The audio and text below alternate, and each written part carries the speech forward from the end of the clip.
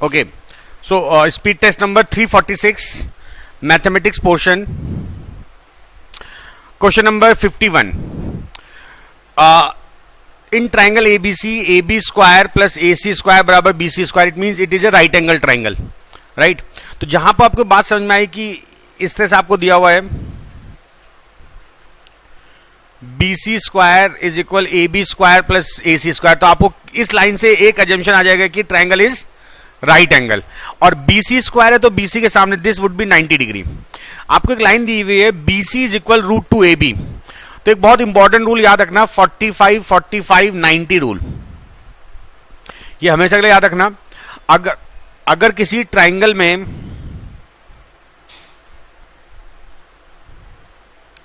ये एंगल 45 है, ये 45 है, ठीक है, तो जो 45 45 एंगल होते हैं उनके सामने की साइड इक्वल होती है और 90 की साइड उसका √2 टाइम्स होती है। अगर आपको इतना पता है तो आपका height and distance one liner हो जाएगा, और अगर इतना पता है तो क्वेश्चन चुटकियों में हो जाएगा। यहां बोला हुआ है BC जो साइड है वो AB का √2 गुना है। अगर BC साइड AB का √2 गुना है तो नॉर्मल छात्र क्या करेगा, इसको थीटा मानेगा, है ना, और यहां बोलेगा कि भाई ये अगर AB A है तो ये √2A है, ये तो करेगा, और फिर लिखेगा tan थीटा या tan नहीं sin थीटा, लंब बटे कर्ण होता है, बोलेगा BA अपॉन BC, और BA अपॉन BC की वैल्यू रखेगा √2A, और ये हो जाएगा A अपॉन √2A, कट जाएगा 1 अपॉन √2 आ गया। इसका मतलब थीटा वुड बी 45। लेकिन अगर आपको ये पता है तो क्वेश्चन 1 सेकंड का है, आंसर क्या हो जाएगा 45 डिग्री। एक 90 हो और एक साइड दूसरे का √2 टाइम्स हो, इसका मतलब एंगल 45 ही होगा, बी ऑप्शन। समझे भाई? तो अगर आप ऐसा कर रहे हो तो जल्दी जल्दी इस पर आओ, राइट, ये बहुत ढंग से समझना पड़ेगा आपको। अच्छा, अगर इसी क्वेश्चन में देखते हैं इसका आंसर कौन देता है, आपको दूंगा मैं 2 सेकंड। अगर बोलता है BC बराबर 2AB,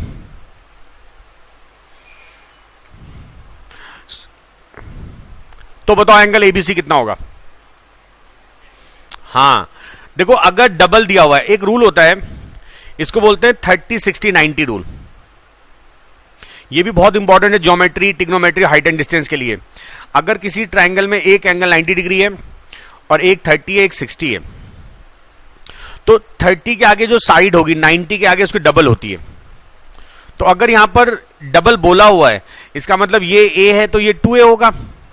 उस केस में ये एंगल हो जाएगा 30, तो ये कितना हो जाएगा 60। हमको B पूछा हुआ ना एंगल, तो हमारा आंसर क्या होता है 60। तो ये शॉर्टकट आपको पते होने चाहिए सब कुछ, ठीक है, इसके बिना मैथ्स नहीं चलती, टिग्नोमेट्री तो चलेगी नहीं अगर आपको ये 2 रूल नहीं पता है।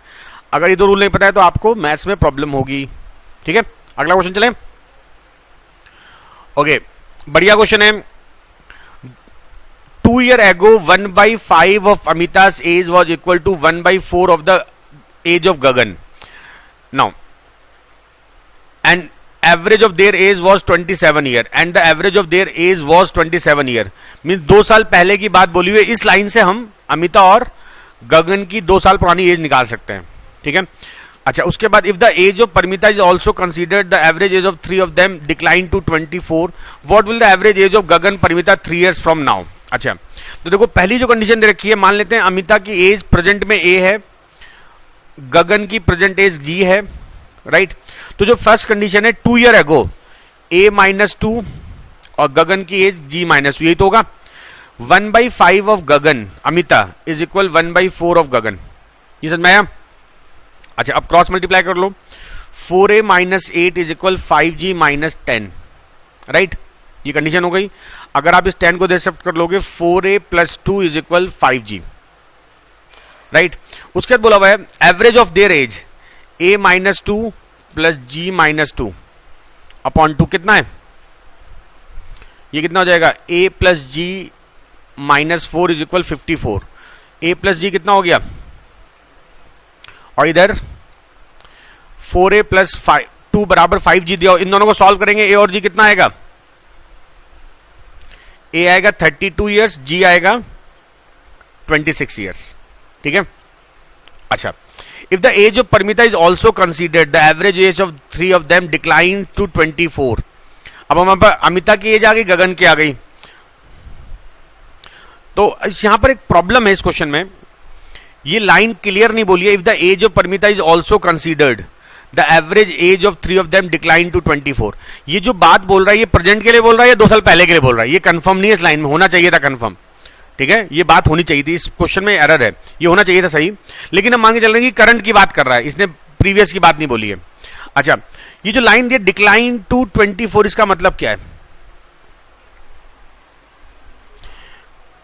घटकर 24 वर्ष हो जाती है, मतलब ये एवरेज दिया हुआ है, लैंग्वेज को घुमा के बोला हुआ है। तो अमिता प्लस गगन प्लस परमिता अपॉन 3 बराबर 24। अमिता गगन की एज है 32 plus 26 plus Paramita is equal 72। Paramita की एज कितनी हो गई? ये हो जाएगा 8 प्लस 58। परमिता की एज कितनी आएगी? 14 ईयर्स।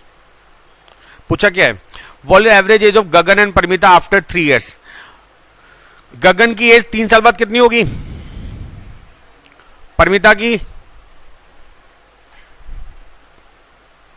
23, राइट? वैसे इसका आंसर नॉर्मली डी होना चाहिए था, क्योंकि कंफर्म नहीं है कि ये डिक्लाइन टू कब के लिए बोल रहा है। इस क्वेश्चन में ये जो लाइन है, यहां पे एक लाइन मिसिंग है। If the present age of Paramita is also, present word होगा तो क्वेश्चन सही हो जाएगा। ओके, अगला देखें, नेक्स्ट क्वेश्चन देखते हैं। हाँ, मोस्ट इंपॉर्टेंट क्वेश्चन है। इसको करने के 3 तरीके। मेथड 1, इस मेथड से लगेंगे आपको 2 से 3 मिनट, ठीक है, और ये बचपन से करते आ रहे हो। A and B borrowed an equal sum as loan at the rate of 5% per annum at SI and CI. तो क्वेश्चन ये कह रहा है कि ए और बी लोगों ने सेम सम उधार लिया 5% पर, एक ने लिया एसआई से, एक ने लिया सीआई से, for 3 years. On returning B had to give 152.5 more than A, क्योंकि बी ने लिया एसआई, सॉरी सीआई, और ए ने लिया एसआई, तो जिसने सीआई लिया उसको ज्यादा देना पड़ेगा। और ज्यादा कितना देना पड़ा? तो मेथड 1 ये होगा, difference of CI and SI, ये कितना है? 152.5, यही तो दिया हुआ है। और 3 साल का सीआई होता है P1 प्लस R बाई 100 की पावर 3 माइनस 1, और एसआई कितना होता है? P into R into 3 by 100। This is 152.5। और यहां पर प्रिंसिपल पूछा हुआ है, रेट है 5 बाई 100 का cube minus P into 5 into 3 by 100 is equal 152.5। एक तरीका तो ये है। इस तरीके में कोई कमी नहीं है, बस थोड़ा सा कैलकुलेशन टफ हो जाएगी, ठीक है, इससे करने में आपको टाइम लगेगा। मैं इसको आगे नहीं कर रहा हूं, टप कर दूं। अच्छा, दूसरा मेथड है, एक फॉर्मूला होता है 3 year SI and CI difference. ये होता है principal is equal difference 100 by R whole square. एक फॉर्मूला ये होता है, इसमें ये जल्दी हो जाएगा। डिफरेंस आपको दिया है, रेट दिया है, हो जाएगा। अच्छा, यहां पर क्या होगा? 152.5 इंटू 100 बाई 5 का स्क्वायर इंटू 100 बाई 5 प्लस 300, ये तो करेंगे।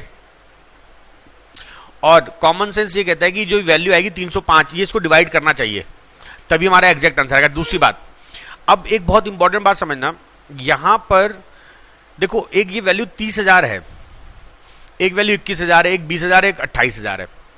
अच्छा, यहां पर स्पेशल नंबर है 3। इस क्वेश्चन को इसके बाद कैसे ओरल किया जाता है, कैलकुलेशन नहीं करनी चाहिए। आपको एक बात समझना है, आंसर जो भी होगा, अगर ये आंसर हुआ, ये आंसर हुआ तो 7 स्पेशल इसके अंदर है, ये हुआ तो कोई स्पेशल नंबर नहीं है, और अगर ये हुआ तो 7 स्पेशल नंबर है इसमें। अरे समझ रहे हो?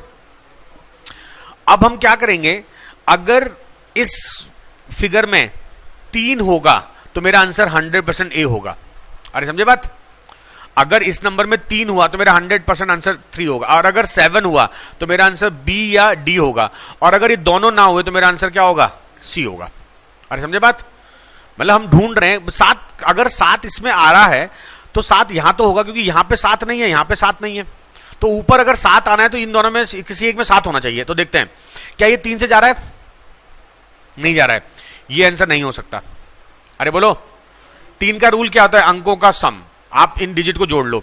अच्छा 21,000 की बात करते हैं तो 7 7 दूनी 14, 7 कम 7 बचा 5, 55 7 से, तो ये भी आंसर नहीं हो सकता, ये भी नहीं हो सकता, तो आंसर बचा क्या 80। अरे समझे बात। एक तरीका तो ये हो गया कि आपको अगर फॉर्मूला पता हो, तो ये फॉर्मूला बड़ा इंपॉर्टेंट है, 3 ईयर डिफरेंट, नोट कर लो इसको। और इसके बाद एक सबसे शॉर्टकट मेथड आता है, वो बताने जा रहा हूं, नोट करो इसको। अब इसका सबसे इंपॉर्टेंट मेथड रब कर दूं, आपके पास 5-10 मिनट एक्स्ट्रा है ना, क्योंकि मैं आप कौन सा बता रहा हूं, बड़ा मजेदार है, बिल्कुल नया मेथड है, इससे ओरल चीजें होती हैं, SI CI क्वेश्चंस। रब कर दूं पूरा ये। अब लिखो इफेक्टिव रेट। देखो अगर आपको इफेक्टिव रेट समझ में आ गया तो चीजें बहुत आसान हो जाएंगी। इफेक्टिव रेट का केवल एक फॉर्मूला होता है, x plus y plus XY upon 100। अब ये होता क्या है, देखो भाई, अगर मैं बात करता हूं CI की, CI मैंने लिया 5%, ठीक है। अब अगर आपको इफेक्टिव रेट कौन से पता है, तो फॉर्मूला एक ही फॉर्मूला होता है इसमें, CI बराबर P इंटू ER बाई 100, चाहे वो 3 साल का हो, चाहे 10 साल का हो, चाहे 2 साल का हो, चाहे 1 साल का हो, फर्क नहीं पड़ता। अगर आपको इफेक्टिव रेट निकालना आ गया तो आपके लिए चीजें आसान है। देखो अगर हम बात करते हैं CI है 5% से, तो 2 ईयर का इफेक्टिव रेट, देखो X भी 5 होगा और Y भी 5 होगा। इफेक्टिव रेट से क्या होता है, हम इसकी कैलकुलेशन बहुत आसानी से कर लेंगे, 5% प्लस 5% प्लस 5 प्लस 5 बटे 100। अरे कुछ समझ में आया, ये कितना हो गया 10.25। इसका मतलब ये हुआ, अगर आपने मान लेते हैं, एग्जाम्पल लेते हैं, माना आपने किसी को 10,000 रुपए उधार दिए और आपसे बोलता है कि बताओ 2 साल बाद कितना कंपाउंड इंटरेस्ट मिलेगा यदि रेट 5% है। तो आपने अभी तक क्या सीखा, आपने सीखा है 1 प्लस R बाई 100 का स्क्वायर, ये तो सीखा है ना, ऐसे करोगे। या तो आपने ये तरीका सीखा, या एक तरीका ये सीखा कि 10,000 का 5% से 1 साल का इंटरेस्ट कितना हुआ 500, फिर 500 जोड़ लो, 10,000 में 500 जोड़ो, कितना हो गया 10,000, फिर इसका 5% से, यही तो करते थे अभी तक, कितना हो गया 525 प्लस 500, तो टोटल इंटरेस्ट कितना हो गया 2 साल का 1025। या तो ये तरीका अप्लाई करोगे या ये तरीका करोगे, लेकिन अगर ये कर लोगे तो आपका एक लाइन में आंसर आ जाएगा। ये इफेक्टिव रेट आ गया कितने साल का, 2 साल का, और मैंने फॉर्मूला क्या बताया कंपाउंड इंटरेस्ट का, तो CI बराबर P जो कि हमारा कितना है 10,000 इस क्वेश्चन के हिसाब से, इस वाले के हिसाब से, और रेट कितना आ गया 10.25 डिवाइडेड बाई 100, तो कितना हो गया 10.25, आ गया एक लाइन में आंसर। यहां तक तो फिर भी आसान है, लेकिन अगर ये 3 साल का होता तो मैं क्या करता, ध्यान देना, क्वेश्चन ऐसा आएगा कि 10,000 रुपए को हमने 5% की दर से 3 साल के लिए ब्याज पर दिया, एक बंदे को दिया हमने कितने रेट से, SI से, एक को दिया CI से। तो बताओ कि 3 साल बाद उनके इंटरेस्ट का डिफरेंस क्या होगा। अब इस क्वेश्चन करने के तरीके मैंने आपको बता चुका हूं, मेथड 1 मेथड 2 बता चुका हूं। अब आप देखो कंपाउंड इसका इफेक्टिव रेट क्या मेथड होगा। केवल 2 फॉर्मूले हैं, CI इफेक्टिव रेट निकाल रहा हूं, 5%, 5%, 5% है, 3 साल है ना, तो इन दोनों का रेट कितना होगा,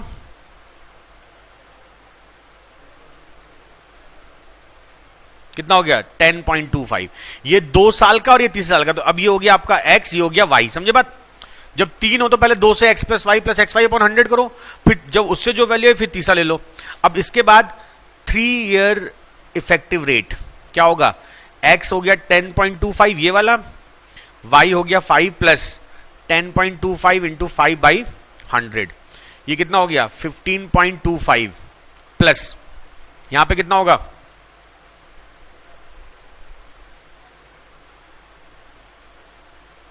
ये तो होगा, कर लो 1 हो 51.25 अपॉन 100, तो कितना हो गया 15.25 प्लस 0.5125, जोड़ो कितना हो जाएगा 515267, तो ये हो गया 3 साल का इफेक्टिव रेट। तो इंटरेस्ट, कंपाउंड इंटरेस्ट कितना होगा 3 साल का, 10,000 इंटू 15.7625 अपॉन 100, ये तो हो जाएगा आपका क्या इंटरेस्ट। लेकिन आपको पूछा क्या है, अब ध्यान देना जो मैं अब कहने जा रहा हूं। अब आपका जो क्वेश्चन है वो अब यहां स्टार्ट होगा। देखो अगर मैं बात करता हूं 3 साल का SI, तो 3 साल का SI क्या होगा, 5 प्लस 5 प्लस 5 15, ये SI का इफेक्टिव रेट हो गया। और सीआई का इफेक्टिव रेट कितना हो गया 15.7625। इनका डिफरेंस कितना है? अब हमारा क्वेश्चन होगा कितने प्रिंसिपल पर, ये जो क्वेश्चन दिया है आपका 0.7625 से 3 साल में डिफरेंस आएगा 152.5। समझे बात? मतलब आपको ये, मैं भी, एक चार्ट होता है कि 5% का ये आता है, 10% का ये, आपको अगर चार्ट रख जाएगा तो क्वेश्चन बहुत आसान हो जाएगा। ये सॉल्व कर लो, यहां से प्रिंसिपल आ जाएगा आपका कितना 20,000, ये इसका डबल है जस्ट, ठीक है ना। तो ये पूरा चार्ट बड़ा काम का है। 5% का इफेक्टिव रेट आया 15.7625 और एसआई में इफेक्टिव होगा 15, डिफरेंस कितना हो गया 0.7625। अगले एसटी में अगर क्वेश्चन तो फिर एक बार एक्सप्लेन करूंगा, शायद समझ में आ जाए। और ज्यादा मेहनत करनी तो मेरे यूट्यूब पे वीडियो है पूरी इस कॉन्सेप्ट पर आधे घंटे की, तो वहां जाके देख लेना, ठीक है ना। ओके भाई, नेक्स्ट क्वेश्चन देखते हैं। अच्छा ये तो आसान क्वेश्चन है। देखो sine alpha plus beta plus gamma 1/√2 दिया हुआ है, तो alpha plus beta plus gamma कितना होना चाहिए 45 या 135। ध्यान समझने की बात यह है क्योंकि यहां पे 3 एंगल जुड़ रहे हैं, है ना, और आप सारे ऑप्शन देखो, सब ऑप्शन 45 से बड़े हैं। अगर तीनों को जोड़ लेते हैं तो इसका मतलब ये आंसर नहीं ले सकते हम। ध्यान समझना इस बात को, alpha plus beta plus gamma या तो 45 होगा या 135 होगा। ये गलती आप लोग कर दोगे, शायद इसको 45 ले लो, ये ना लो आप लोग शायद ये गलती की होगी। आपको एक बात समझनी होगी, अल्फा प्लस बीटा, और यहां पे देखो बोला है पॉजिटिव एंगल्स हैं, मतलब कुछ घटेगा नहीं। इसका मतलब अल्फा बीटा गामा जो तीनों एंगल का सम 45 नहीं हो सकता, क्योंकि देखो ऑप्शन में 45 कहीं ना कहीं आ रहा है, उससे ज्यादा ही हो रहा है। तो तरीका number 1, alpha plus beta plus gamma 135 हुआ, ये सबको कंफर्म हुआ। अब हम देखते हैं किस ऑप्शन का सम 135 आ रहा है। पहले एक यहां से कर लो, इनका सम 135 आ रहा है क्या? यस, इनका आ रहा है, इनका भी आएगा फिर तो, और इनका भी आएगा, सारे 135 आ रहे हैं। अच्छा अगले कंडीशन पे आते हैं, cosec beta plus gamma minus alpha 2/√3। तो कॉसेक की वैल्यू 2/√3 कहां पर होती है? 60 पर होती है और 120 पर होगी। अरे कॉसेक 120 क्या होगा? कॉसेक 90 प्लस 30, सेक 30 नहीं होगा। तो यहां पर beta plus gamma minus alpha बराबर 60 और 120। हमको 120 छोड़ना होगा यहां पर। क्यों छोड़ना होगा? क्योंकि हमारे पास जो ये एंगल आ रहे हैं, यहां पर ध्यान रखना, beta plus gamma minus alpha दिया। देखो हम हर स्टेप को करेंगे और आंसर चेक करेंगे जल्दी जल्दी, क्योंकि 3 इक्वेशन सॉल्व करने टाइम ना मेरे पास है ना आपके पास है। मैं क्या करूंगा, पहले जल्दी जल्दी आंसर देखूंगा, मिलाऊंगा कहां से होगा। Beta plus gamma minus alpha 60 आना चाहिए, इनका सम करो माइनस ये करो, क्या 60 आ रहा है? 52.5 से 37, 15, यस ये 60 दे रहा है, ये हो सकता है। यहां देखो बीटा प्लस गामा, इनका सम माइनस 37 करोगे, क्या ये आएगा? नहीं आ सकता, तो ये आंसर नहीं होगा। अरे समझ लो, मतलब हम ये देख रहे हैं क्या ऑप्शन हो सकता है क्या नहीं हो सकता है, क्योंकि इक्वेशन सॉल्व करने में टाइम वेस्ट होने वाला है अगर हम इक्वेशन सॉल्व करने लग गए। अच्छा यहां देखो, क्या इन दोनों के सम में से 45 माइनस करने से 60 आएगा? नहीं आएगा, ये नहीं हो सकता। क्या इन दोनों के सम में से 34.5 माइनस करने से 60 आएगा? नहीं आएगा। तो आंसर मेरा क्या हो गया? A answer. अरे समझे, हमने थर्ड कंडीशन चेक ही नहीं की। आपको इक्वेशन सॉल्व नहीं करनी है, ध्यान रखना है। एग्जाम के डिस्कशन का फायदा यही होता है कि आपको पता होगा कौन सा क्वेश्चन कैसे करना है, ठीक है ना। नोट। अच्छा 120 इसलिए लिए, देखो एक्चुअली हो क्या रहा है, दो एंगल के सम में से तीसरा घटना है ना, और यहां पर ये सारे पॉजिटिव बोले, तो मतलब दो, आप कुछ भी देख लो, दो के सम में से तीसरा घटाओगे तो कभी भी 120 कोई वैल्यू नहीं आ रही आसपास। इसका मतलब हम 120, ये कॉमन सेंस से लिया है हमने, कौन सा छोड़ना कौन सा लेना है। जैसे पहले मैंने 45 छोड़ दिया, क्यों? क्योंकि तीनों का सम 90 तो बड़ा आ ही रहा है, इसलिए लिया गया ऐसा। ओके नेक्स्ट क्वेश्चन देखते हैं। By selling an article at 80% of its mark price, Mira makes a loss of 12%. What will be the percentage profit or loss made by Mira if we sell the article at 95% of its mark price? इसको आप मान लो mark price 100 मान लो, तो selling price first case में क्या है? 80 rupees. बोला ना, by selling an article of 80% of mark price, 100 रुपए का 80 बेचा, यहां पर इसको क्या हो रहा है? लॉस। तो सीपी क्या होगी? 80/0.88, यही तो होगी। कितना हो जाएगा? 1000/11 ये सीपी हो गई। अच्छा अब बोला है अगर एमआरपी के 95% में बेचेगा, अब सेलिंग प्राइस कितनी है 95, तो प्रॉफिट होगा, इसको लॉस होगा प्रॉफिट होगा, लॉस होगा। अरे 11, अच्छा हाँ 90 हाँ प्रॉफिट होगा, तो profit percent 95 minus 1000/11 upon 1000/11 into 100। तो देखो यहां से ये ऑप्शन तो कट गया। अब 5, अब देख लेते क्या होगा, ये एलसीएम ले लो, ये कितना हो जाएगा अपॉन 1000 इंटू 100, तो 4.5%। Answer D option. a to the power x is equal c to the power q is equal b and c to the power y is equal a to the power z is equal d। तो which of the following is true. आप एक चीज notice करो, option में क्या क्या नहीं है, ये देखो ए सी और बी नहीं है, ठीक है ना। ऑप्शन में जो नहीं है हम उसको हटाएंगे बस, ठीक है। यहां से a बराबर, अगर मैं इस केवल इन दोनों को लेता हूं, अब मैं b को भूल जा रहा हूं, ये हो गया a की पावर x बराबर c की पावर q, तो a कितना हो जाएगा c की पावर q बाई x, ये तो होगा। यहां से a बराबर क्या होगा c की पावर y अपॉन z, इधर ले आएंगे, तो अब a बराबर हो गया c की पावर q बाई x बराबर c की पावर y बाई z, दोनों पावर बराबर हो गई, तो q बाई x बराबर y बाई z। कौन सा ऑप्शन हो गया, सी ऑप्शन।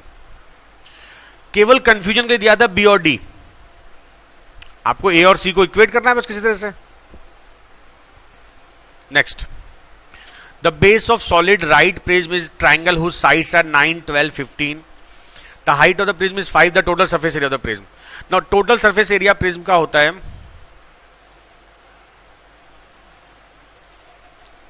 ये होता है area of base into 2 plus perimeter of base into height, ये फॉर्मूला होता है।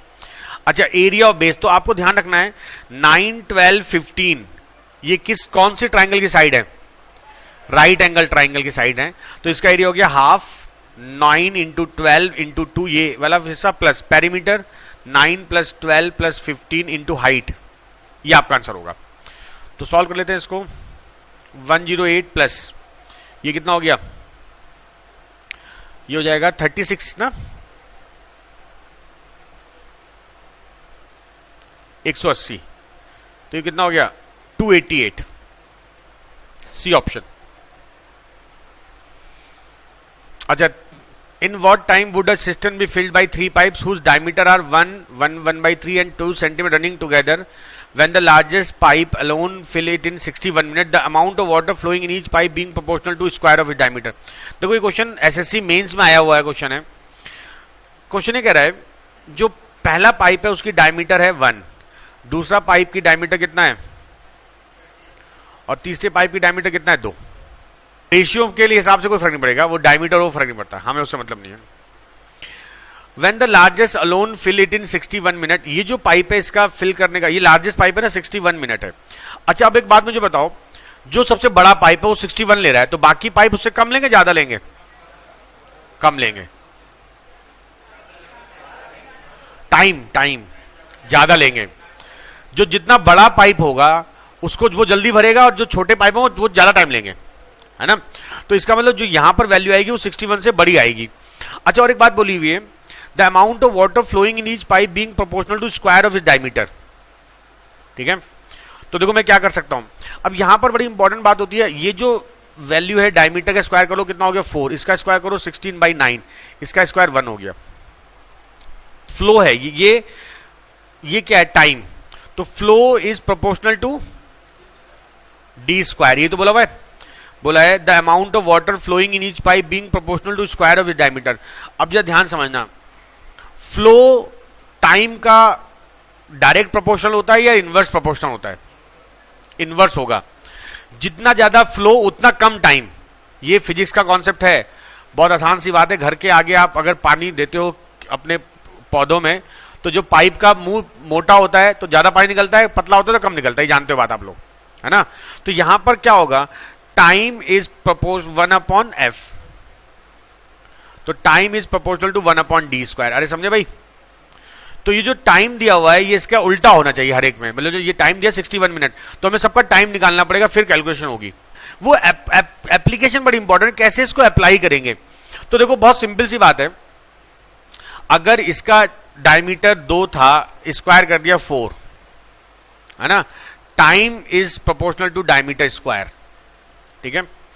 तो यहां पर हम इन दोनों कैसे इक्वेट करेंगे और इनसे कैसे निकालेंगे। देखो हम क्या करेंगे, 4 डायमीटर, तो टाइम कितना लग रहा है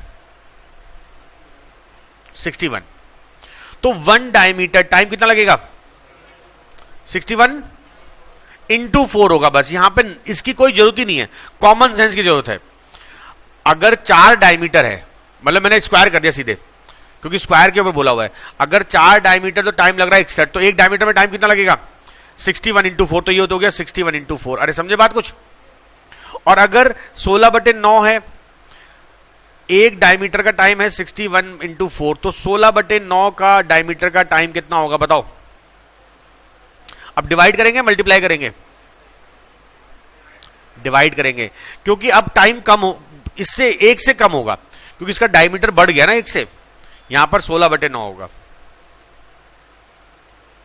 तो जगह 61 गुणा 9/4, ये तीनों का अलग अलग टाइम आ गए।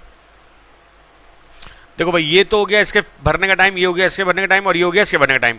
इनका ले लो एलसीएम, तो देखो इनका एलसीएम ऊपर 61 आ गया, यहां पर 4 है और यहां पर 9 है, नीचे इधर 4 है, इधर 1 है, इधर 1 है, तो अपन में 1 आएगा। ये हो गया total capacity of the tank. इसका भरने की कैपेसिटी होगी 9 भाई, 61/4 से डिवाइड करोगे, इसकी कैपेसिटी हो गई 61, 9, 4, 16, और इसकी कैपेसिटी कितनी हो गई 4 इंटू 9, ठीक है। इसका मतलब ये जो है टैंक 9 लीटर पर आवर भर रहा है। ये मिनट में क्वेश्चन है, हाँ, ये जो टैंक है वो 9 लीटर पर मिनट भर रहा है, ये 16 लीटर और ये 36 लीटर, इन सबका सम कितना हो गया 61 लीटर। इसका मतलब तीनों मिलकर 1 मिनट में 61 लीटर भर रहे हैं, और भरना कितना है, तो टाइम कितना लगेगा 61 इंटू 4 इंटू 9/61, आंसर हो गया 36। समझ में आई बात। टाइम एंड वर्क का बहुत बढ़िया क्वेश्चन था, इसको ढंग से करने को भी आया हुआ क्वेश्चन है, बच्चे फंसते हैं। इस सीट में अभी तक मैंने 8 क्वेश्चन कराए जिसमें 4 क्वेश्चन प्रीवियस ईयर के हैं। A man sets a fuse of a bomb after 1 minute and immediately start to run at a speed of 13 meter per second. If his speed of sound is 1170 km per hour, find the distance covered by him when he hears the explosion. दो बहुत important बातें हैं। एक आदमी ने एक बम में fuse लगा दिया जो कि 1 मिनट बाद बम फटेगा, और आदमी भी साथ साथ दौड़ना स्टार्ट कर दिया। जैसे होता है ना, आप पटाखे छोड़ते हो तो पटाखे में आपने वो लगाया जो उसका आगे का फ्यूज होता है, उस पर लगाते हो आग, तो जब तक वो वहां तक पहुंचा तुम थोड़ा आगे भाग लेते हो। तो यहां पर 2 बातें होंगी, ये माना इसका फ्यूज है, यहां पे आपने आग लगाई और आप भागना स्टार्ट कर दिए, और इसने जो फ्यूज सेट किया वो 1 मिनट बाद का सेट किया। इसका मतलब क्या होगा, वो आदमी 1 मिनट तक भागेगा, है ना, उसके बाद बम ब्लास्ट होगा, और बम की जो साउंड होगी, साउंड भी तो ट्रेवल करेगी कुछ स्पीड, कुछ डिस्टेंस ट्रेवल करेगी, फिर उसको मिलेगी। इसका मतलब जब बम एक्सप्लोजन हो जाएगा तो यहां से ये डिस्टेंस चलेगा वो रिलेटिव स्पीड साउंड की प्लस उसकी। 2 बातें होंगी इस क्वेश्चन में। 1 मिनट तक तो वो दौड़ता रहेगा। अच्छा, वो आदमी कितनी स्पीड से चल रहा है 13 मीटर पर सेकेंड। तो बिफोर एक्सप्लोजन, बहुत इंपॉर्टेंट क्वेश्चन था, बम के फटने तक वो कितना दौड़ गया 13 गुणा 60। समझे बात।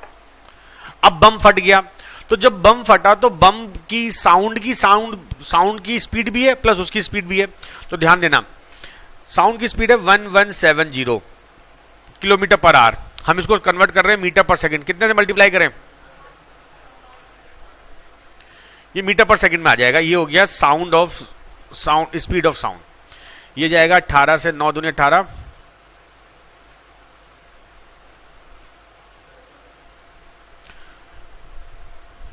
325 मीटर पर सेकंड, ठीक है। ये हो गई स्पीड ऑफ किसकी, साउंड की। और इस पर्सन की स्पीड कितनी है। अब जब साउंड देखो होगा क्या, यहां पर वो मैन है और इधर से साउंड एक्सप्लोजन हुआ, इसके बीच में दूरी कितनी है 780। ध्यान देना, बड़ा इंपॉर्टेंट कॉन्सेप्ट है। ये साउंड तो चल रही है 325 की स्पीड से और आदमी चल रहा है कितनी स्पीड से, 13 की स्पीड से। तो आपको ये देखना है कि ये साउंड इसको कब पकड़ेगी, समझे बात। इस क्वेश्चन में डबल इंपैक्ट है। ये वो क्वेश्चन हो गया कि एक चोर चोरी करके भागता है और उसके आधे घंटे बाद पुलिस आती है और पुलिस भी चोर की तरफ भागती है, तो पकड़े जाने तक चोर ने कितनी दूरी कवर की होगी, ये पूछा जाता है। तो ये क्वेश्चन है वही, बस थोड़ा सा घुमा दिया है क्वेश्चन को। अच्छा, अब क्या होगा, टाइम टेकन, डिस्टेंस है 780 बटे इनकी रिलेटिव स्पीड कितनी होगी 312। कटेगा ये पूरा पूरा, पहले 3 से तो कटेगा, 3 1 जा 3 4 जा, हाँ कटेगा, 13 से कटेगा पूरा पूरा, 3 दूनी 6 और 3, ठीक है भाई। अच्छा, अब ये कटेगा 13 से 8 बार 20 बार 2.5 सेकंड तक, मतलब उस आदमी को 2.5 सेकंड और सुनाई देगा। अरे समझे बात, इसका मतलब वो आदमी 2.5 सेकंड और दौड़ेगा। 780 तो दौड़ चुका है और 2.5 सेकंड और दौड़ेगा, तो डिस्टेंस यहां पर कितनी कवर करेगा 2.5 इंटू 13, तो कितना आंसर हो जाएगा 13 पंजे 65, 6 और 32.5 और 780 है 812.5। ए ऑप्शन बहुत बढ़िया क्वेश्चन था। सर क्वेश्चन में हो क्या रहा था, ये क्वेश्चन आप लोग शायद एग्जाम में नहीं कर पाए होगे, वो चीज समझना बहुत जरूरी था कि ये है तो वही पुलिस चोर वाला क्वेश्चन, बस साउंड के कारण और किलोमीटर पर आवर के कारण फंस गए होंगे आप लोग। बहुत बढ़िया क्वेश्चन था, नोट कर लो। A takes 5 1/3 days more than A and B together, while B takes 8 1/3 days more than A and B together. In how many days will they finish the work? अच्छा, बहुत आसान सा लॉजिक, बड़ा important question है। मान लेते हैं A plus B को X डेज लगते हैं, तो A को कितना दिन लगेगा X प्लस 16/3, ये तो बोला हुआ है, और B को कितना दिन लगेगा X प्लस 25/3, यही तो होगा। और आपको एक रूल पता होना चाहिए, अगर A किसी काम को A दिनों में, B उसी काम को B दिनों में, तो together they will take AB upon A plus B, मालूम है रूल।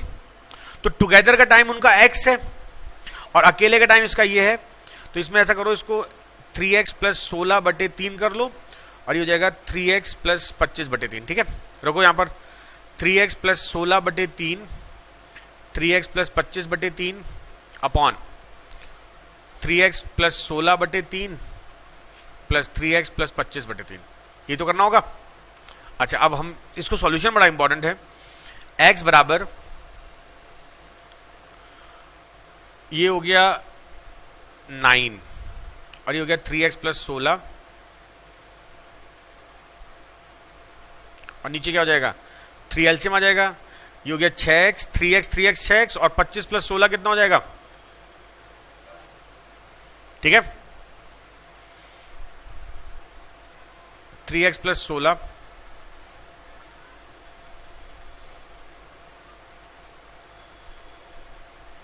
और नीचे हो जाएगा 18x प्लस 123 और इज इक्वल x, ठीक है। जरा नोट करो। अच्छा देखो उसके बाद क्या होगा, नोट हो गया। चलो थोड़ा 1-2 लाइनों का तो फिर करूंगा, इसके बाद इसको इधर ले आओ पूरे को, x into 18x plus 123 is equal, इसको गुणा कर लो 9x square plus 48x plus 75x और प्लस 25 गुणा 16 400, ये हो गया 18x स्क्वायर प्लस 123x। अच्छा, अब यहां पे आपको एक चीज दिख रही होगी, क्वाड्रेटिक बनेगी, सॉल्व करना, मैं इसका दूसरा तरीका बता रहा हूं आप लोगों को, ये नोट कर लो। इसके बाद लिख देना क्वाड्रेटिक बनेगी, सॉल्व करना, आंसर आएगा, बहुत टाइम वेस्ट होगा। अब एक दूसरा तरीका नोट करो इस वजह से, ये जो मैंने बाद में कराया है, ये बन जाएगी आपकी, देखो 9x स्क्वायर, ये हो गया 48 प्लस 75 था ना ये। अच्छा, ये तो आसान हो गया, ये कट गया पूरा पूरा। 9x स्क्वायर बराबर 400, तो x बराबर 20/3, ये आसान हो गया यार, 6 होल 2/3, क्वाड्रेटिक नहीं बनी, ठीक है। आपका आंसर आ गया, अब ज्यादा टफ करने की जरूरत नहीं, ये आसान तरीका था। फिर अगर क्वाड्रेटिक बनती तो फिर मैं आपको तरीका दूसरा बताता इसका एक।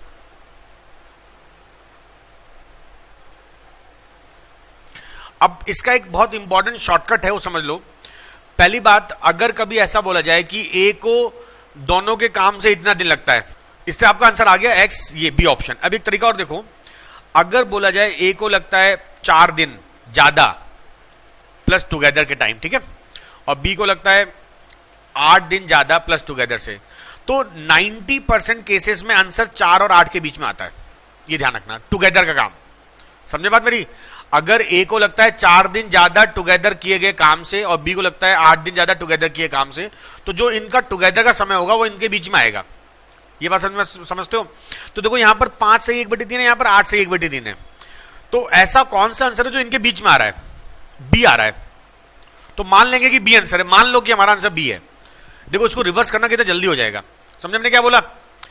अगर हमारा आंसर होता है 6 1/3 तो हो जाएगा 20/3 टुगेदर, और ए को लगता है इससे कितना ज्यादा, 5 से 1/3 मतलब 16/3 या 36/3 12 दिन, और बी को लगता है 20/3 में ज्यादा कितना, 25/3 या 45/3 15। तो ए को लगता है 12 दिन, बी को लगता है 15 दिन। एक ऐसे जुगाड़ बना के देख रहे हैं, एलसीएम आ गया 60, 12 से 5 बार और 15 से 4 बार 9, 60/9 क्या 20/3 दे रहा है? यस दे रहा है। समझे बात? आप रिवर्स चेक कर लो, जल्दी हो जाएगा। ऐसे करना आसान रहता है इन क्वेश्चंस में, क्योंकि वहां इक्वेशन बनेगी, एग्जाम में गलती हो सकती है। देखो अगर ए से एक्स समय ज्यादा लेता है टुगेदर में और बी लेता है बी समय ज्यादा टुगेदर से, तो इनका जो टुगेदर का टाइम होगा वो √AB भी होता है, ठीक है? तो ये भी कर सकते हो आप। तो इससे सीधा आंसर आ जाएगा, टुगेदर का टाइम कितना हो गया, 25/3 और 16/3, 20/3, ठीक है, बी ऑप्शन। लेकिन एसएससी 2015 में क्वेश्चन आया था जिसमें 3 लोगों का दिया हुआ था, वहां पर ये अंडर फेल हो गया था, है ना? जब 3 लोगों का काम दिया हो, वो क्वेश्चन ऐसा था कि वो ए बी सी के टुगेदर काम से ए 3 दिन ज्यादा लेता है, वो 6 दिन ज्यादा लेता है और वो उसके दुगना लेता है, तब आपको ये जो मैंने बताया शॉर्टकट ये काम आता है। फिर आपको ऑप्शन से करो, जल्दी हो जाएगा। समझ गए बात? 2 में चल जाएगा, 3 में प्रॉब्लम आएगी। अगला क्वेश्चन देखते हैं। A rectangular area of 6 square meter is to be painted on a 3/4 meter broad, leaving a border of uniform width on all the side. What should be the width of the border? Okay.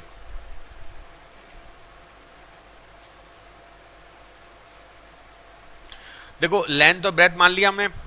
और rectangular area 6 वर्ग metre का वृत्ताकार क्षेत्रफल है। यार इधर वृत्ताकार लिखा है, इधर रेक्टेंगुलर लिखा हुआ है।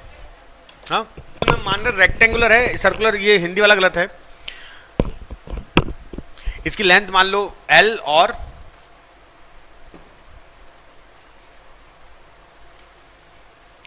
अब हमें ये बोला गया, यहां पर हमने विड्थ छोड़ दिया, ऐसे एक बॉर्डर छोड़ा है ऐसे करके,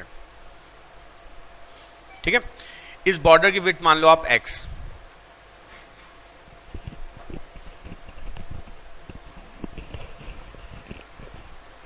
अच्छा एक सेकंड, ये 4/3 का है और ये जो पेंट करना ये 6 स्क्वायर मीटर है ये एरिया, ठीक है? तो मान लेते बॉर्डर की लेंथ X है, तो देखो क्या होगा, इधर से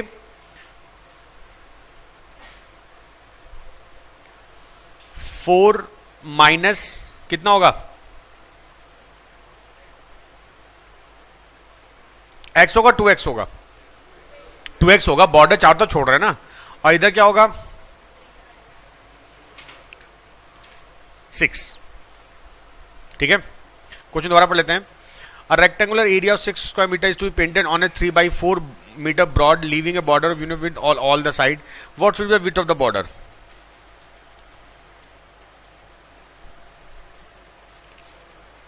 अच्छा, अब मेथड नंबर 2। अब हम क्या करेंगे, इसके बाद सॉल्व नहीं करेंगे इस क्वेश्चन को पूरा, हम ऑप्शन स्टार्ट करेंगे। देखो बहुत सिंपल सी बात है, ये आंसर नहीं हो सकता, बताओ क्यों? जब भी ऐसा क्वेश्चन हो बॉर्डर वाला या इस तरह का कि इतना पाथ छोड़ दिया, तो ये हमेशा तरीका यही होता है। अच्छा 1 मीटर हो सकता है, अगर मैं 1 करूंगा तो ये हो जाएगा 2 और ये हो जाएगा 1, क्या ये 6 आ रहा है? नहीं हो सकता। क्यों? अगर मैं लूंगा 0.5 तो ये हो जाएगा 3 गुना 2, यस दिस गिव्स अस 6, तो आंसर हो गया मेरा बी ऑप्शन। अरे समझे बात? आप क्वाड्रेटिक सॉल्व नहीं करोगे, आपको बस ध्यान रखना है इक्वेशन लिखो और ऑप्शन देखो। अरे 3 है ना, 3 दूनी 6 करोगे, 4 में 6 नेगेटिव हो जाएगा,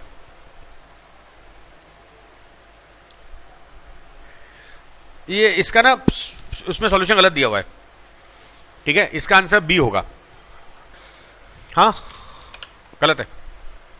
next question, a train started from a station with a certain number of passengers. At first station 1/3 passenger got down and 120 passenger got in. देखो भाई ये जो लाइन दी है 1/3, ये क्वेश्चन ओरल हो सकता है, आपको कुछ नहीं करना है। 1/3 पैसेंजर हट गए तो बचे कितने, 2/3 और 120 और आ गए। At second station half of the passenger got down and 100 got in, then the train left for it destination with 240 passenger. How many passenger were there in the train when it was started. बहुत आसान सा question है। देखो इसमें सबसे छोटी value option की ये है, सबसे बड़ी ये है ना। सो हम स्टार्ट करेंगे, मान लेते हैं हमारा आंसर 480 है, मान लिया, हमें को पता नहीं है। तो पहली कंडीशन 480 में से 1/3 घट गए तो कितने बचे, 320 बचे, और कितने चढ़ गए तो कितने हो गए। इस तरह जल्दी हो जाएगा ना क्वेश्चन, आपको ज्यादा टाइम लगेगा, 10 सेकंड 15 सेकंड मैक्सिमम।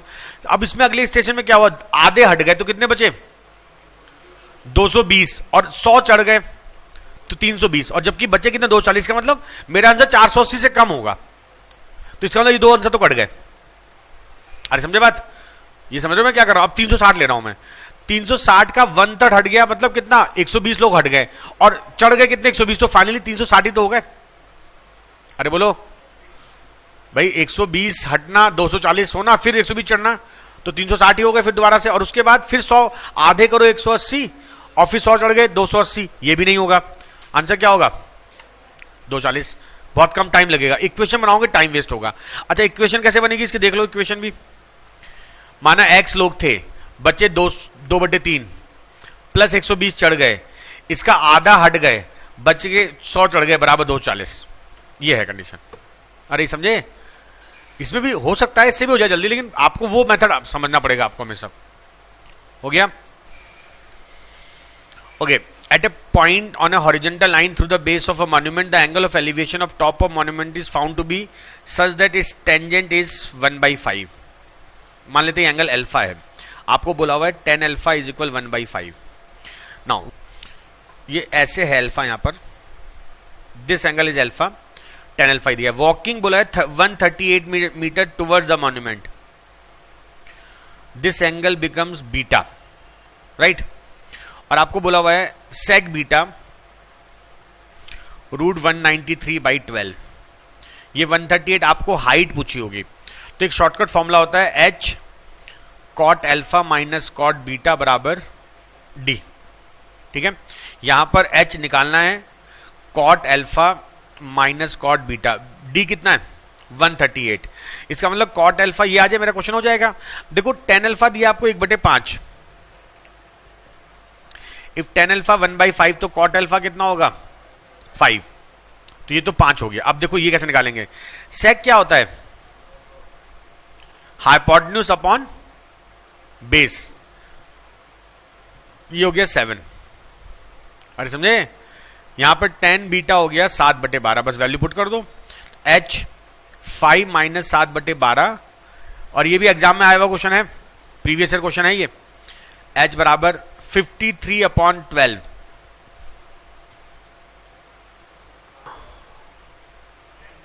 अच्छा सॉरी 12/7, हाँ वो आएगा भी नहीं वैल्यू, तो ये जाएगा 35 माइनस 12 23, ठीक है। अब कटेगा पूरा पूरा, ये कितनी बार जाएगा 6 बार, तो h बराबर 72, हाँ सॉरी नीचे 7 42। इसको कर लो कॉट बीटा यार, तो ये फॉर्मूला इंपॉर्टेंट है, HD rule. Okay, in triangle ABC G centroid,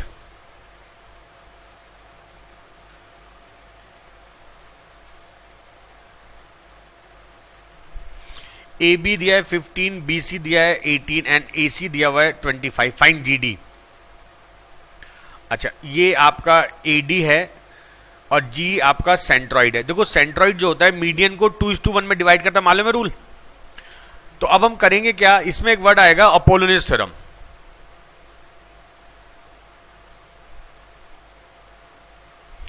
ये क्या होता है, इस साइड का ए बी का स्क्वायर जिधर से मीडियन डाला है प्लस ए सी का square is equal twice B D square plus A D square. ये फॉर्मूला होता है अपोलोनियस का। अच्छा, ए बी कितना है 15 का स्क्वायर, ए सी कितना है 25 का square is equal twice B D कितना होगा 9। ए डी मीडियन होगी तभी तो सेंट्रॉइड आएगा उस पर, और मीडियन मतलब डी का मिड पॉइंट, तो बी सी का मिड पॉइंट हो गया डी, ये हो गई साइड 9, तो ये जाएगा 81 प्लस ए डी स्क्वायर। और हमें निकालना क्या है जी डी, जी डी होता है 1/3 ऑफ ए डी, ये ध्यान रखना बस, आपको ए डी यहां से आएगा। अच्छा, ये कितना हो गया 225, ये कितना हो गया, ये कितना हो जाएगा 850/2 बराबर 81 प्लस ए डी स्क्वायर, ये कितने बच जाएगा 4 2 5, है ना। तो ए डी स्क्वायर कितना हो गया 425 माइनस 81 443। देखो अपॉन में 3 तो आने वाला ही है, और अब देखो सब में 86 आ रहा है, इसका मतलब ये वैल्यू 86 से जाने वाली है ना। तो 86 से कितनी बार जाएगी ये 4 बार, तो 4 इंटू 86 होगा ये। एडी कितना हो गया 2√86, तो जीडी कितना हो गया 2/3√86। कौन सा ऑप्शन हो गया, सी ऑप्शन। अच्छा क्वेश्चन था, ठीक है, इसमें अपोलोनियस यूज हो गई। कितने लोग कर पाए थे इसको, जिसको अपोलोनियस याद होगी वही कर पाया होगा। नेक्स्ट, एक व्यक्ति 60 रुपए प्रति लीटर की दर पर दूध खाता है, इसमें 1/3 पानी मिलाता है तथा इस मिश्रण को 72 प्रति लीटर की दर से बेचता है, तो प्रति लीटर लाभ क्या होगा। बहुत आसान सी बात है, ये जो 1/3 इसने पानी मिलाया, इसका मतलब 3 भाग दूध तो 1 भाग पानी, और दूध का मूल्य है 60, पानी का मूल्य 0, माना कंबाइंड प्राइस है x। तो ये हो गया एलिगेशन से 3/1 बराबर x minus 0 upon 60 minus x. 180 minus 3x बराबर x, 4x बराबर 180, x कितना आ गया 45। ये जो आता है ये आता है सीपी, और एसपी कितने बेच रहे हैं इसको 72 में, तो प्रॉफिट परसेंट कितना प्रॉफिट हो रहा है 27 आउट ऑफ 45 इंटू 100, 60%। जब भी ऐसा कुछ होगा आपको उसका कंबाइंड प्राइस निकालना पड़ेगा मिक्सचर की। आप इसको ऐसे भी कर सकते थे अगर आपको एलिगेशन ना आता हो, 1/3 का मतलब 1 पानी और 3 दूध, ये तो मतलब हुआ। तो मान लो 3 लीटर मिल्क था और 1 लीटर पानी था, इसका टोटल प्राइस कितनी हो गई 180, इसकी हो गई, इसकी 0 हो गई। तो मिक्सचर की प्राइस कितनी हो गई 180, और पर लीटर प्राइस कितनी हो गई 45, और आपने बेचा इसको 72 का, तो हो जाएगा।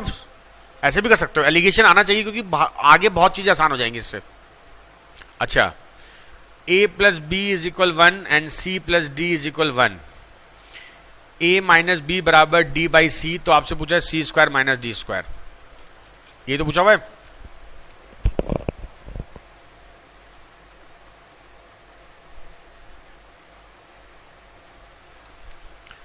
अब आप क्या करो, इसको डिवाइड कर दो, उससे क्या होगा a प्लस बी और माइनस बी बनेगा, a plus B upon a minus B बराबर 1 अपॉन डी बाई सी, तो ये हो जाएगा c ऊपर ds है। अब लगाओ c and d, a by B कितना जाएगा c प्लस डी अपॉन, और ये कितना दिया हुआ है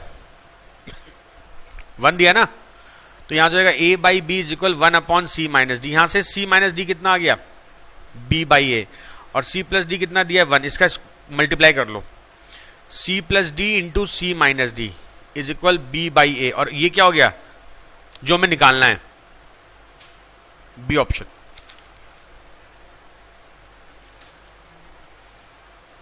कुछ मजदूर कुछ निश्चित दिनों के लिए 5750 पर कार्य करता है, लेकिन a labor was engaged for a certain number of days for this, but being absent on few days he was paid ₹5,000. What was his maximum possible daily wages?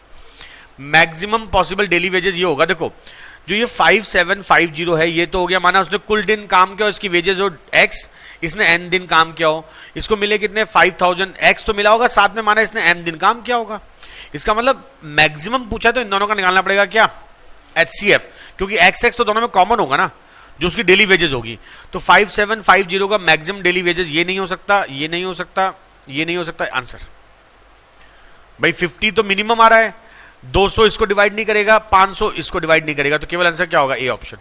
आप ऐसे निकालने में टाइम वेस्ट ना करो, आप देखो कि क्वेश्चन में कौन सा ऑप्शन आंसर दे सकता है हमारा। अरे बात समझ में क्या हुआ होगा, नहीं आई ना।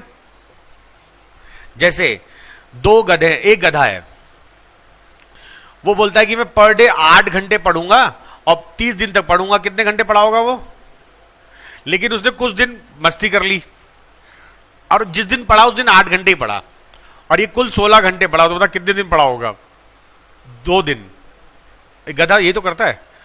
तो 8 गुना 2, दोनों में कॉमन क्या है, डेली बेसिस तो कॉमन ही होगा ना दोनों में। भाई जितने दिन काम किया डेली बेसिस गुणा करोगे, इसका मतलब दोनों का HCF कॉमन होगा।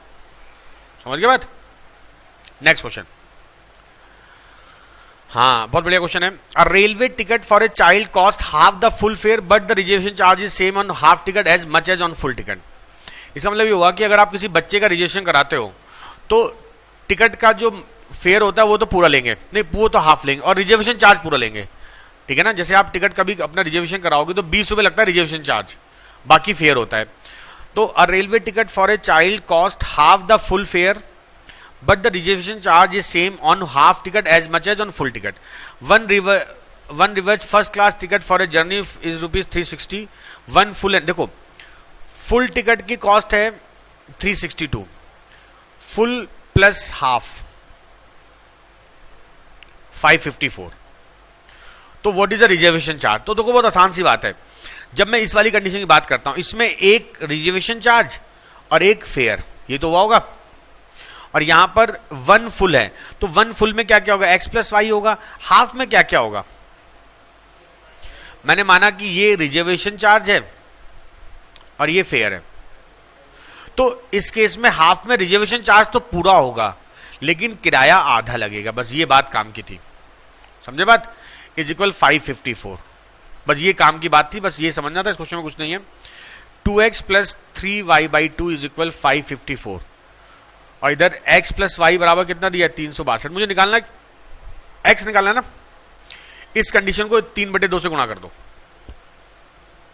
3/2x प्लस 3/2y, और ये कितना हो जाएगा, 2 से 1 8 1 और इंटू 3 करना पड़ेगा।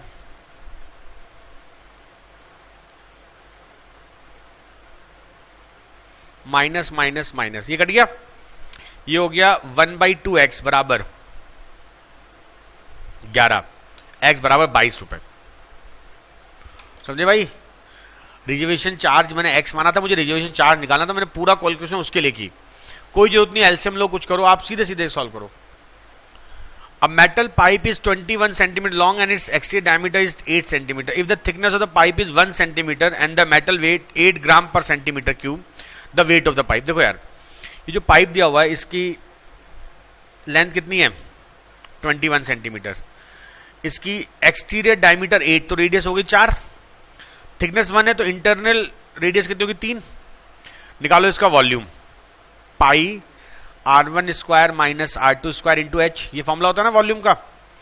पाई 22/7 R square, R1 square 16 minus 9 into H 21।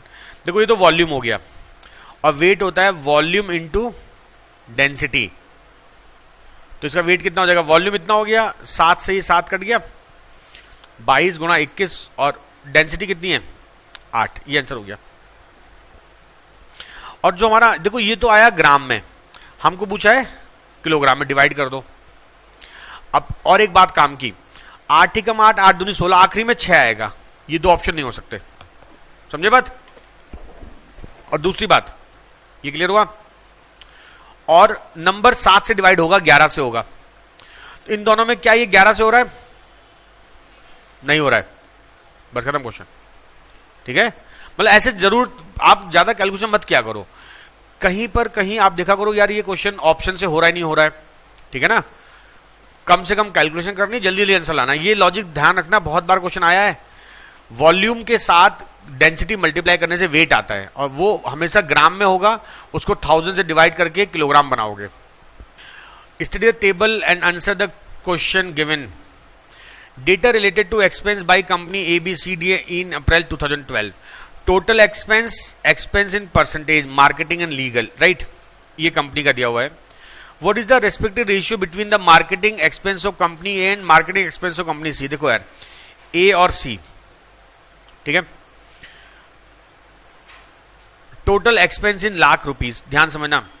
ये परसेंटेज किसका, एक्सपेंस का है, मार्केटिंग का 24% ऑफ 90, ये ए का हो गया। और सी का कितना है, 30% ऑफ 74। ये कट गया, ये 0 से 0 कटा, 3 बार कटा, 72/74 या 36/37। D option. आसान क्वेश्चन था। एसएससी में सबसे डीआई ढूंढा करो, बहुत आसान आती है एसएससी की डीआई, ठीक है ना। मतलब उससे कॉन्फिडेंस आ जाएगा आपको आगे पेपर करने का। अदरवाइज शुरू के 2-3 क्वेश्चन टफ मिल गए तो फिर मन ही नहीं करेगा, बोलेगा, सोचेगा कि अगली बार अच्छी की तैयारी करेंगे, और वो अगली बार कभी आता ही नहीं है ना। ओके, अगला question. Marketing expense of company D, marketing expense this of company D is less than marketing, अच्छा ये marketing expense of company D is less than marketing of company B. ये तो देखो, D minus B by B into, ये निकालना है आपको। तो देखो डी की वैल्यू कितनी है, 23% ऑफ 80, ये तो है ये, ठीक है।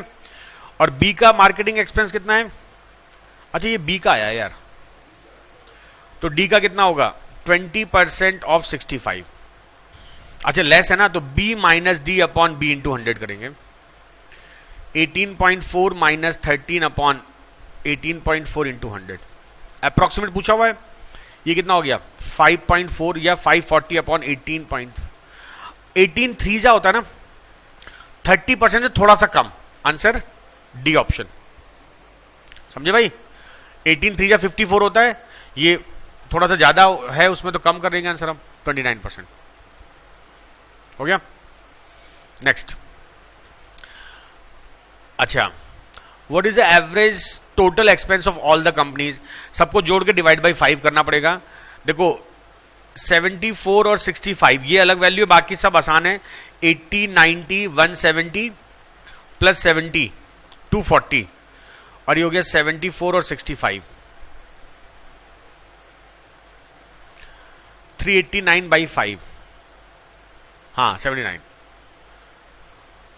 तो 5 7 जा 35 बचा 29, 5 5 जा और 4 जा, नहीं 8 जा, बी ऑप्शन, ठीक है। ये भी आसान क्वेश्चन था। What is the difference between the total expense made by company C in legal and marketing together. Legal and marketing C 55% and the total expense made by company in legal and marketing together. अच्छा तो देखो मैं क्या करूंगा, ये है 55% of 74 minus 24% of 70, आपको ये करना है, ठीक है। अप्रोक्सीमेट आएगा, चलो ये हो गया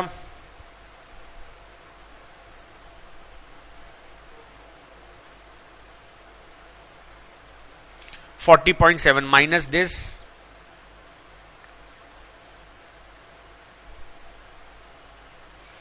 84/5 16.8 0.9, ठीक है, नहीं 23.9 आएगा ना, 23.9, डी ऑप्शन, ठीक है। आसान क्वेश्चन था, आगे बढ़े। ओके, ये क्वेश्चन बहुत बढ़िया है। कंसीडर द फॉलोइंग, और बोला है which of the following is correct. दो दिए हुए हैं, हम चेक करेंगे एंगल वैल्यू मान के। तो मान लेते हैं थीटा बराबर 30 डिग्री, और ध्यान रखना जो छोटा है पहले वहां से स्टार्ट करते हैं। कोई छोटा है ना, 1 प्लस साइन 30, तो साइन 30 1/2, तो ये हो गया 1 प्लस 1/2 अपॉन 1 माइनस 1/2, ये कितना हो जाएगा 3। इधर tan 30 √3 और sec 30 2/√3, ये तो होगा। सेक 30 2/√3 होता है। अच्छा, tan 30 1/√3 होता है यार। तो ये √3 हो गया 3/√3 और ये हो गया √3 का स्क्वायर, ये बराबर आ गए। तो सेकंड ट्रू है, ये नहीं हो सकता, ये नहीं हो सकता, दो ऑप्शन कट गए। अरे समझे बात, जब हमारा सेकंड ट्रू हो गया तो हमारे दो ऑप्शन, लेकिन हमें करना ये भी पड़ेगा ये वाला। इस क्वेश्चन के लिए आप थीटा को मान लो 45 डिग्री, ऊपर जीरो हो जाएगा, यहां पर ये भी जीरो, समस्या आएगी, कंफर्म नहीं कि सही है गलत है। आप एक काम करो 30 मानते हैं, थीटा को मान लो 30, cos 30 √3/2 square 3/4 minus 1/4 upon 3/4 plus 1/4, ये 1/2 आ गया, ठीक है। अब इधर लो cos 30 √3/2 स्क्वायर 3/4 1 प्लस 1/√3 और 1 माइनस 1/√3, ये हो गया a square minus B square.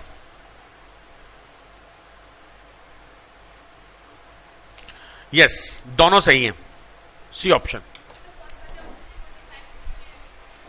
First में जीरो आ रहा है ना, जीरो आने पे जीरो में चेक कम करते हैं, क्योंकि जब दोनों जीरो हो तो जीरो तो बहुत चीजों से हो सकता है।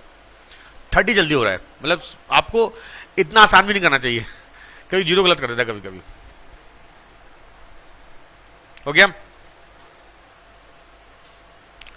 अच्छा, angle is greater than 1/6 of right angle.